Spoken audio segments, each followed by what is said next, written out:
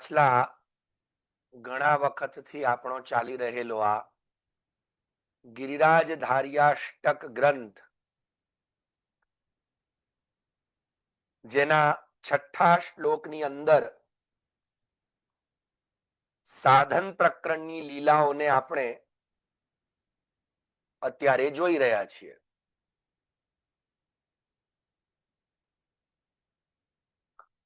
અને એ સાધન પ્રકરણની લીલાઓમાં 6ઠ્ઠા શ્લોકના વ્રજેન્દ્ર સર્વાધિક શર્મકારી એ આપણે સારી રીતે જોઈ ગયા હતા. એટલે 6ઠ્ઠો શ્લોક પુનઃ લઈને આપણે આજે આ વખતે સાધન પ્રકરણ પૂર્ણ કરી લઈએ તો પછી આપણે ફલ પ્રકરણમાં પ્રવેશ કરી શકાય. બરાબર છે ને? આજે આને પૂર્ણ કરીએ. તો 6ઠ્ઠો શ્લોક બોલી લઈએ. વ્રજેન્દ્ર સર્વાધિક શર્મકારી મહેન્દ્ર ગર્વાધિક ગર્વહારી વૃંદાવને કંદ ફલોપહારી મમ પ્રભુ શ્રી ગિરિરાજધારી મમ પ્રભુ શ્રી ગિરિરાજધારી. કેવા છે મારા પ્રભુ શ્રી ગિરિરાજ ધરણ? તો કે છે વ્રજેન્દ્ર સર્વાધિક શર્મકારી, જે આપણે સમજી ચૂક્યા હતા. હવે છે મહેન્દ્ર ગર્વાધિક ગર્વહારી. મહેન્દ્ર એટલે ઇન્દ્ર, દેવતાઓના ઇન્દ્ર. એણે જે મહાન ગર્વ કર્યો. કેમ મહાન ગર્વ? તો કે ભગવાનની અઘાસુર ઉદ્ધારની લીલામાં, બ્રહ્મમોહન લીલા વખતે અઘાસુરનો પ્રભુએ જ્યારે ઉદ્ધાર કર્યો ત્યારે ઢોલ નગારા વાગ્યા દેવતાઓના ત્યાં, અને ત્યારે બ્રહ્માજી પૂછે છે કે આ શું છે? ત્યારે બ્રહ્માજીને પ્રભુની લીલાનું વખાણ કરીને દર્શન કરાવનાર આ ઇન્દ્ર જ છે. અને છતાંય એ પોતે ભૂલી ગયા કે આ એ જ ઈશ્વર છે. અને પછી એમણે શું કર્યું? તો કે પોતાના અહંકારમાં આવી જઈને કે હું ગમે તેમ તોય દેવતાઓનો રાજા ઇન્દ્ર, અને મારી સામે કોઈ પડે? આ અહંકારને કારણે એમણે વ્રજવાસીઓની 450 વર્ષોથી ચાલતી પરંપરા દ્વારા એમણે કરેલું પૂજન ભોજન એ બધું ભૂલી જઈ અને અહંકારમાં આવી જઈને વ્રજને ડુબાડવાનો સંકલ્પ કર્યો, જે ઉચિત ન કહેવાય. અને એ ગર્વનું હરણ કરનારા સામાન્ય અર્થ આ જ છે, મહેન્દ્ર ગર્વાધિક ગર્વહારી. અને ગર્વાધિક એટલે ભાઈ ગૌરવ હોવું ને ગર્વ હોવો એમાં ઘણી વખત પાતળી રેખા હોય છે, લોકોને ખબર હોતી નથી. આપણને વૈષ્ણવ હોવાનું ગૌરવ હોવું જોઈએ, પણ વૈષ્ણવ તરીકે જે આપણે સાધના કરીએ છીએ, ભક્તિ કરીએ છીએ, એનો ગર્વ ન હોવો જોઈએ. સમજો, ગૌરવ ભગવાને મને વૈષ્ણવ તરીકે સ્વીકાર્યો, હું વલ્લભનો સેવક, અમે તો રાજના ખાસા ખવાસ, એ આનંદની વાત છે. પણ અમે જ સેવા કરી, અમારે બીજું કોઈ સેવા ના કરે, આ ગર્વ છે. યાદ રાખજો. આવા અહંકારથી ભગવાન પરેશાન થઈ જાય છે. ભગવાનને પ્રિય નથી શું? તો કે અહંકાર. અને એટલું જ નહીં, ભગવાન નાનપણથી આ લીલા કરતા આવ્યા છે. એટલે હવે મહેન્દ્ર સર્વાધિક ગર્વહારી. મહેન્દ્રનો સર્વથી અધિક ગર્વ કેમ કયો? તો કે ભાઈ મહેન્દ્રને એટલે તમને દેવતાઓના રાજા બનાયા હતા, પણ તમે તો મનુષ્યોના, વ્રજવાસીઓના, પૂરા વિશ્વના જ રાજા પોતાની જાતને સમજીને જે છો તે અમે જ છીએ એમ. એનો મતલબ કે જ્યારે ભગવાને તમને કોઈ શક્તિ આપી, ભગવાને તમને કોઈ સામર્થ્ય આપ્યું, ભગવાને તમને સત્તા આપી, યાદ રાખજો, કોઈ પદ આપ્યું, તો પદની, સત્તાની અંદર આંધળા બની જઈ અને એનો દુરુપયોગ કરશો ને તો ભગવાન એનો દંડ આપશે આપશે ને આપશે જ. પદ પર રહેવાનો અધિકાર મનુષ્યને ત્યારે જ છે, પદ એમાં બે શબ્દ છે, બીજાની ભૂલોને અવગણીને પણ પ્રેમનું દાન જે કરી શકે એ જ પદ પર રહેવાને લાયક છે. યાદ રાખજો, ભગવાન સર્વોચ્ચ પદ પર બિરાજમાન છે. આપણી કેટલી બધી ભૂલો છે, ભગવાને કોઈ દિવસ આપણી ભૂલોને નજરમાં લીધી અને એના દંડ આપ્યા?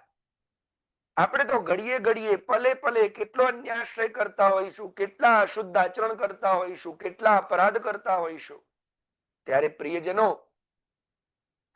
પદ નો મતલબ જ એ છે, સત્તા પર ભગવાને તમને બેસાડ્યા છે, ભગવાનની કૃપાથી બેઠા છો.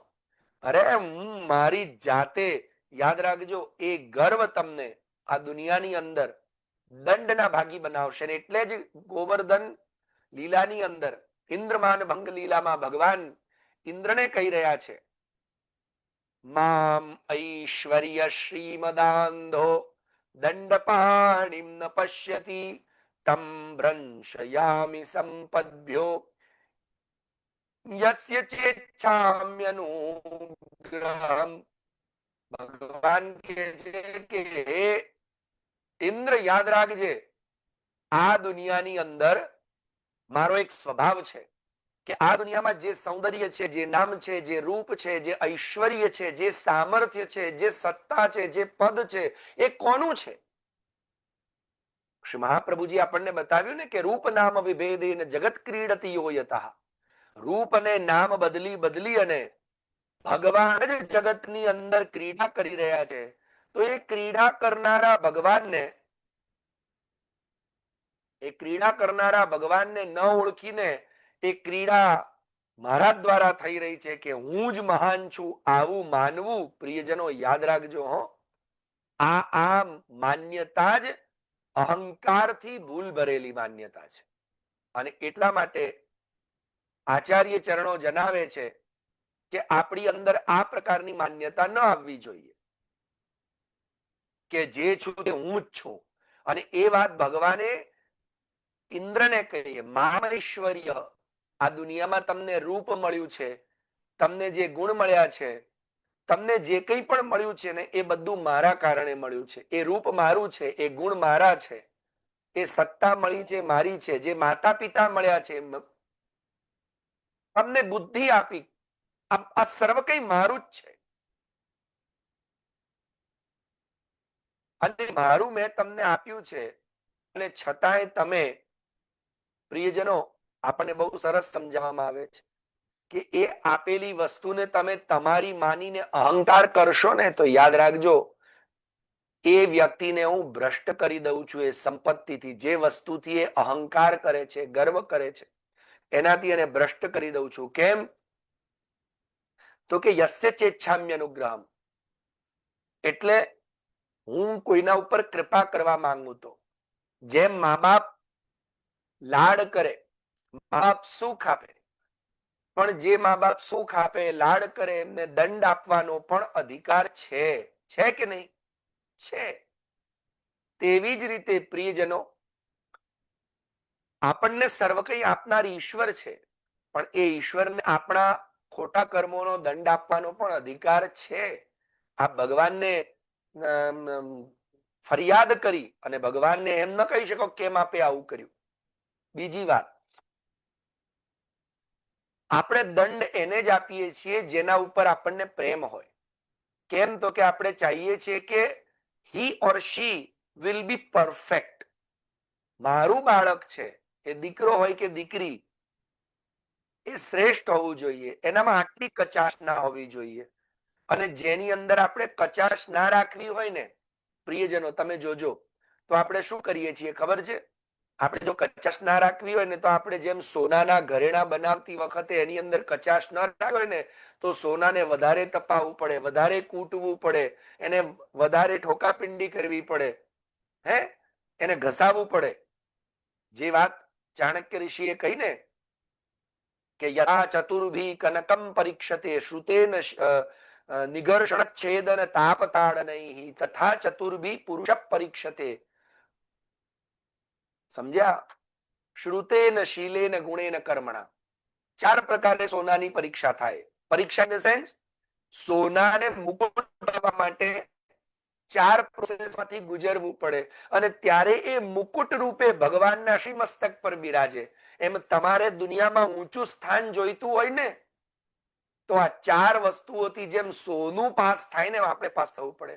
સોનું કઈ 4 વસ્તુઓથી પસાર થાય?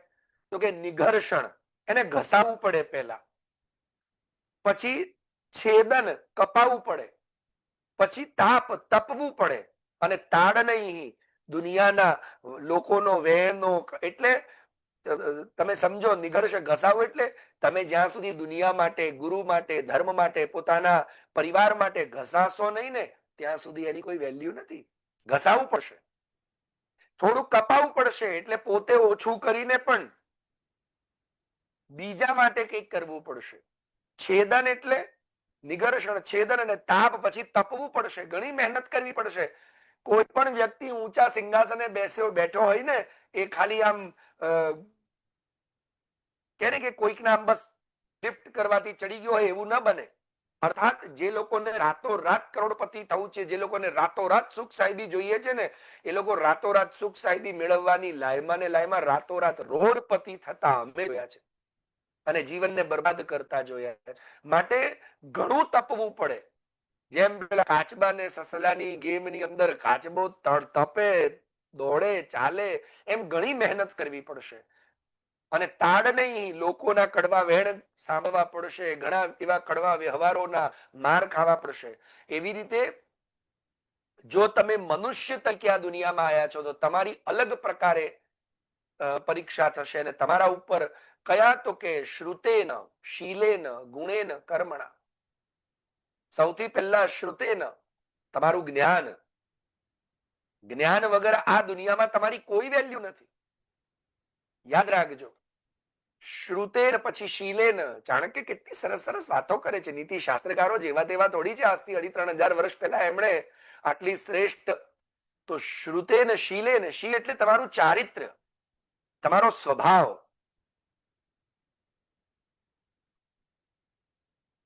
પછી ગુણેન, તમારી આદતો, તમારી હરકતો, તમારા શબ્દો, તમારા ગુણ. અને કર્મણા, તમારા કર્મ કેવા છે, કેવી હરકતો છે, એનાથી તમારી વેલ્યુ અથવા ડિવેલ્યુ બંને થશે. માટે પ્રિયજનો, આ દુનિયામાં આપણને જે કંઈ પણ પ્રાપ્ત થયું છે ને એ ભગવદ કૃપાથી પ્રાપ્ત થયું છે. એનો અહંકાર ભગવાનની સામે કરવાની આવશ્યકતા નથી અથવા દુનિયામાં એ કરવાની આવશ્યકતા, યાદ રાખજો. અને એટલે મહેન્દ્ર સર્વાધિક ગર્વહારી, મહેન્દ્રે સર્વાધિક ગર્વ કર્યો, હું જ ઈશ્વર છું. અને એટલે ભગવાને એનો ગર્વ હરણ કરવા માટે ખેલ ખેલમાં એક નાનું બાળક છત્રી ઉઠાવી લે તેમ ભગવાને છત્રીની જેમ ગોવર્ધનને ધારણ કરી લીધો. અને પણ કેમ? તો કે ભગવાન કહે છે ને કે હું અનુગ્રહ જેના પર કરવા માંગુ, એટલે ભગવાન જેના પર કૃપા કરવા માંગે ને એની સાથે જ આવો વ્યવહાર કરે. તો માતા પિતા પણ જયારે લડતા હોય, દંડ આપતા હોય, તમારી સાથે સ્ટ્રિક્ટ થતા હોય તો યાદ રાખજો એ તમને સારા બનાવવા માટે. સમજ્યા? કેમ? કેમ કે એ તમારા પર કૃપા કરવા માંગે છે. બેટા, કદાચ અમારાથી ભૂલ થઈ ગઈ હોય અમારા જીવનમાં, અમે અનુભવતી જે કષ્ટો સહ્યા તે તમે ન સહો, તમે સુખ ભોગવો, તમારામાં કોઈ કમી ન રહેવી જોઈએ. એમ ભગવાનનો સ્વભાવ છે કે યસ્ય ઈચ્છામિ અનુગ્રહમ. ભગવાન શું કહે છે? યસ્ય ચ ઈચ્છામિ અનુગ્રહમ. હું જેના ઉપર મારી કૃપા કરવા માંગુ છું અને જેને પોતાનો માનું છું ને એને દંડ આપું છું. ભગવાન દરેકને દંડ નથી આપતા, પણ આપણને તો ભગવાન હું તમને મળું છું દંડ આપવા માટે. ભગવાન કે અલા, યાદ રાખજો, સંસારમાં પણ પેલી કહેવત છે ને કે જ્યાં સુધી કોઈ તમારી જોડે લડે છે, કોઈ તમારી જોડે જિદ્દ કરે છે, કોઈ ઝઘડો કરે છે, કોઈ બોલચાલમાં ઉગ્રતા કરે, ત્યાં સુધી સમજો સંબંધ છે. જે દિવસે આ બંધ થઈ જાય ને સમજો સંબંધ ખતમ. તો પ્રેમની અંદર નોકઝોંક પણ એટલી જ આવશ્યક છે. એટલે ભગવાન બહુ સરસ સમજાવીને આપણને આ વાત સમજાવી રહ્યા છે. તો મહેન્દ્ર સર્વાધિક ગર્વહારી, એનો ગર્વનું હરણ કર્યું ભગવાને. બરાબર છે. અને પછી ત્રીજી લીલા છે વૃંદાવને કંદ ફલોપહારી મમ પ્રભુ શ્રી ગિરિરાજધારી. વૃંદાવને કંદ ફલોપહારી. હવે કંદ ફળ આરોગણ એટલે તો કે છે કે ભગવાનનો સ્વભાવ કેવો છે? જગદીશ્વર હોઈને પણ, અનેક કોટી બ્રહ્માંડોના અધિપતિ હોઈને પણ એમને પદાર્થોથી પ્રસન્ન કરી શકાતા નથી. તો ભગવાન પ્રસન્ન થવા તૈયાર છે, પણ એના માટે આપણી પાસે સાધનો કરતા સ્નેહની આધિક્યતા છે. ભગવાન એવું કે છે કે મહાપ્રભુજીએ જે પુષ્ટિ ભક્તિ માર્ગ પ્રગટ કર્યો છે, પૂજા માર્ગાત ભિન્ન સેવા માર્ગ સ્નેહાધિક્યાત પ્રવર્તિત. બહુ સરસ ટીકાકારો સમજાવે છે કે પૂજા માર્ગથી ભિન્ન સ્નેહ માર્ગની અધિકતા હોવાથી સેવા માર્ગ પ્રગટ કર્યો છે. પૂજામાં કેવું હોય તો કે ચોખા ઉપર ગણેશજીને બેસાડી દીધા, પછી પેલા પંડિતજી કે ચલો ભાઈ ગણેશજીને સ્નાન કરાવવાનું. ઠંડીની સિઝન હોય, ગરમીની સિઝન હોય, વરસાદ હોય, ઠંડા જળથી અને પણ કેવું મેલું, કેમ કે હળદર વાળા હાથ લાગ્યા હોય, તમે ક્યાંથી લાયા? દે ધનાધન. મધ્યવાદ્યમ સમર્પયામિ, હસ્ત્યોર્ઘ્યમ સમર્પયામિ, મુખે આચમનીયમ સમર્પયામિ. હે એમ કરતા કરતા પાછું પુરુષ સૂક્ત થી ને ગણેશ અથર્વશીર્ષથી સ્નાન કરાવે. પછી છેલ્લે પેલા પંડિતજી કે ભાઈ વસ્ત્ર લાવો, ગણેશજીને વસ્ત્ર ધરાવવાના છે.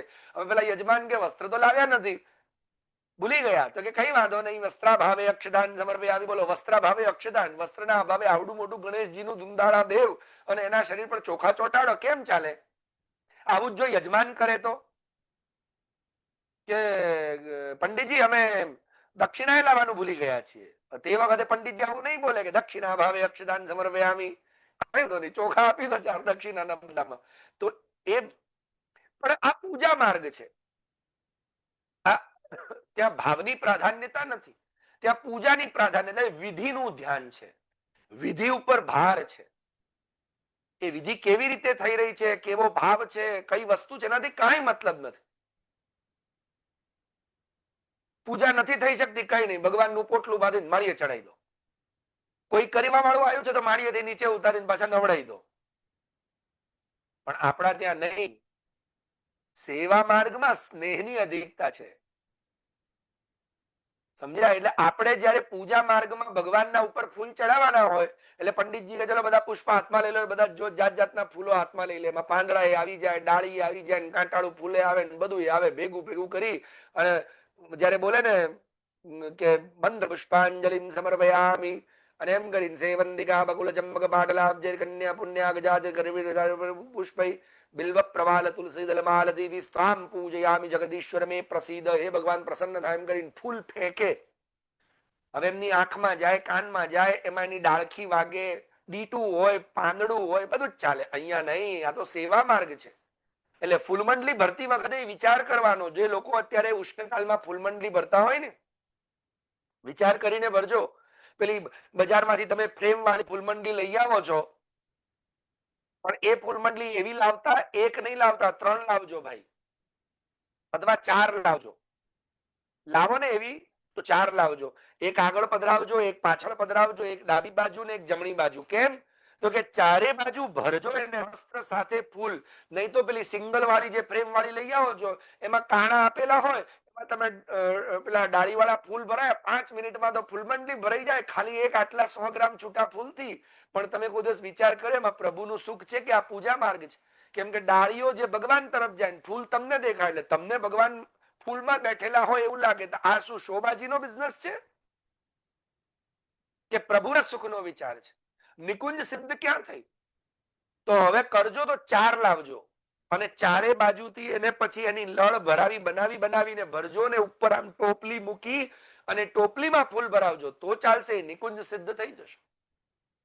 કેમ કે આપણા ત્યાં વિધિ કે વસ્તુ કે પદાર્થનું પ્રાધાન્ય નથી, આપણા ત્યાં સ્નેહનું પ્રાધાન્ય છે. અને એટલે સ્નેહ કરનારી પુલિંદિનીજીઓ ઉપર કૃપા કરવા માટે ભગવાન જ્યારે વ્રજમાંથી ગાયો ચરાવીને વનમાં સાયંકાલે સંધ્યાના સમય પાછા પધારે ને, ત્યારે પુલિંદિનીજીઓ એમને કંદમૂળ ફલફૂલ રોગાવે અને એ જ પોતે અને પ્રસન્ન થઈ જાય. ભગવાન આવા કૃપાળુ છે. વૃંદાવને કંદ ફલોપહારી, એનાથી જો હું તો તૃપ્ત થઈ ગયો, જાણે કંદમૂળ ખાવા. બિચારા જેને કાંઈ ના મળે ને એને આપણે કહીએ હવે કંદમૂળ ખા, ફલ ફૂલ ખા, બીજું શું.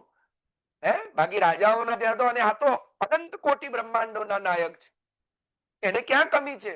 56 ભોગ આરોગનારા પણ એ કંદમૂળથી પ્રસન્ન થાય. કેમ? એમાં સ્નેહની પ્રાધાન્યતા બતાવવામાં આવી છે. તો તમે પ્રભુને જે કંઈ પણ કરો ને પ્રિયજનો, એ સ્નેહાધિક્યના ભાવથી કરજો. જો તમારામાં સ્નેહાધિક્યતા નહીં હોય ને, તો પ્રભુ એ તમારી સાથે ઘરમાં બિરાજીને પણ તમારી કૃપા નહીં કરે. કેમ? તો કે ભગવાન વૃંદાવને કંદ ફલોપહારી. હવે આને જો વ્યાકરણની દ્રષ્ટિથી જો, કમ સુખમ દદાતી ઇતિ કંદ ફલ ઉપહારી. આવી રીતે જેનો પદચ્છેદ અન્વય કરીએ તો વૃંદાવનની અંદર ભગવાને પોતાના નિજજનોને, જેમણે આવી સ્નેહના અધિકતાથી સેવા કરી, એમને કમ સુખ, સુખરૂપી ફલ. અને સુખ શું? તો કે ભગવાનને આપણે પ્રેમ કરીએ એના કરતા ભગવાન આપણી ઈચ્છા અનુસાર નાચવા લાગે, આપણને ગળે લગાવે, એ જ મોટું સુખ છે. આપણને અધરામૃતનો આસ્વાદ કરાવે, આપણા માટે છછિયાબર છાછ પર નાચે, એ જ સુખ છે. અને એ સુખરૂપી ઉપહારને આપનારા. સમજ્યા? ઉપહાર એટલે ભેટ, ગિફ્ટ. આમ બંને અર્થમાં ભગવાનની અહીંયા પ્રેમની, અને એટલે જ ભગવાને ગોપીજનોને અહીંયા ઈશ્વર છોડી, ભગવાન પોતાનું આખું વ્યાપી વૈકુંઠ છોડી અને અહીંયા પધારી અને એ પોતાનો પ્રેમ, અનહદ અલૌકિક પ્રેમ દાન કરવા માટે પધાર્યા છે. અને એવા પ્રેમ જાતે દાન કરે છે ભગવાન, પોતે જ લઈ જાય છે વૈકુંઠમાં. દર્શયામાસ લોકમ સ્વમ ગોપાનામ તમસ પરમ, એમ ભાગવતજી કે છે. અને લઈ અને એમને અલૌકિક, યાદ રાખજો, પણ તમે કૃષ્ણને જ જ્યારે પોતાનું સર્વસ્વ બનાવીને એને સ્નેહ આપો છો ને, ત્યારે કૃષ્ણ તમારા સાધનોની સિદ્ધિ કરવા માટે પોતે જ સાધન બની જાય છે. અને આ રીતે સાધન લીલાના 3 નામો એ પૂર્ણ થયા. અત્યાર સુધી આપણે જે 6થો શ્લોક, હવે 7મો ને 8મો 2 શ્લોક બાકી છે. અને 7મો શ્લોક અને 8મો શ્લોક એ ફલ પ્રકરણના હોય. આપણે હવે લઈશું. આવા મારા પ્રભુ બસ એ મારા પર કૃપા કરે અને આ ઉષ્ણકાલના દિવસોમાં આપણે આવી રીતે એમને અનહદ પ્રેમ કરી અને એમનો પ્રેમ આપણે પણ સુખરૂપે આપણને ઉપહાર પ્રાપ્ત થાય. બસ એવી શુભ અભ્યર્થના સાથે આગામી સુંદર દિવસોની આપ સર્વેને ખૂબ ખૂબ વધાઈ. કેમ કે હવે ઠાકોરજીના ધીરે ધીરે ફુવારાઓ ચાલુ થશે. આ ઉષ્ણકાલની અંદર તો જેટલા પ્રભુને લાડ લડાવો, રોજ ચંદન અંગીકાર કરાવો, પછી એમને સુંદર મજાના પુષ્પોની નિકુંજો સિદ્ધ કરો, શીતલ સામગ્રી, ભગવાનને આંતર અને બાહ્ય ઉષ્ણતા ન લાગે, બસ એ જ ભાવથી પ્રભુને શીતલ કરી અને આપણે પ્રસન્ન થઈએ, બસ એ જ ભાવ આપણા હૃદયમાં રહે. એવી અભ્યર્થના સાથે આજે વિરામ લઈએ છીએ. શ્રી વલ્લભાધીશ કી જય, શ્રી ગોપીનાથજી પરમ દયાલ કી જય, શ્રી ગુસાઈજી પરમ દયાલ કી જય, સદગુરુદેવ કી જય.